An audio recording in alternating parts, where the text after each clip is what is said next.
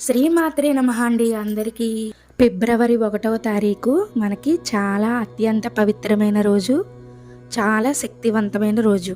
ఎందుకంటే ఆ రోజు మాఘమాసం ఆదివారం, మాఘ పౌర్ణమి అంటే మహామాఘి, లలితా జయంతి. మన హిందూ సాంప్రదాయాల ప్రకారం ఈ మాఘ పౌర్ణమికి ఎంతో విశేషం ఉంది.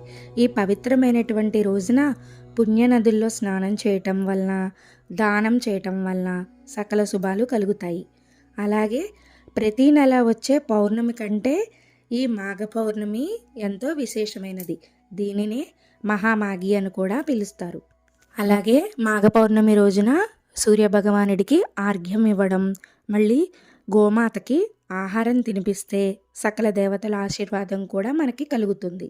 మాఘ పౌర్ణమి రోజున సూర్యోదయానికి ముందరే మేల్కొని పూజా గది శుభ్రం చేసుకుని, మనం మొదట పూజ చేసేటప్పుడు గణపతికి పూజ చేస్తాం కాబట్టి పసుపు వినాయకుడిని పూజ చేసుకుని ఆ తర్వాత మీకు ఇష్టమైన ఏ దేవతలనైనా ప్రార్థించవచ్చు.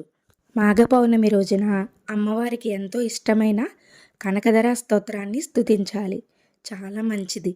కనకధర స్తోత్రాన్ని పఠించి అమ్మవారికి, స్వామివారికి ఇద్దరికీ కూడా పూజ చేసుకోవడం వల్ల ఆర్థికపరమైనటువంటి ఇబ్బందులన్నీ కూడా తొలగి, జాతకపరమైనటువంటి దోషాలు కూడా అన్నీ కూడా తొలగిపోతాయి.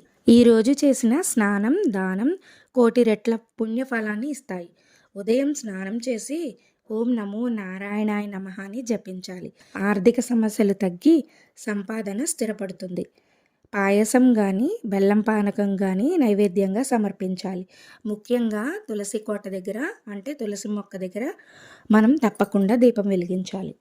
ఈ మాఘమాసంలో బండాసురుడు అనే రాక్షసుణ్ణి అమ్మవారు సంహరించడం వల్ల లలితాదేవిగా కూడా అమ్మవారు అవతారం దాల్చారు. పౌర్ణమి తిథిలో సంధ్యా సమయంలో లక్ష్మీదేవి ఆరాధన చాలా మంచిది.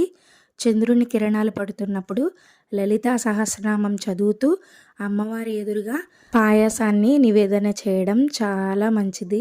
పౌర్ణమికి ఉపవాసం, దానం చాలా ప్రాముఖ్యమైనవి. పౌర్ణమి రోజున శ్రీ మహావిష్ణువును, లక్ష్మీదేవిని, సత్యనారాయణ స్వామి వ్రతం చేయడం వల్ల మనకి విశేష ఫలితాలను ఇస్తాయి. అలాగే లక్ష్మీదేవికి ఇష్టమైన లక్ష్మీదేవి అష్టోత్తరం, లక్ష్మీదేవి స్తోత్రం, సహస్రనామాలు, కనకధరా స్తోత్రం ఏదైనా అమ్మవారికి సంబంధించినవి చదువుకోండి.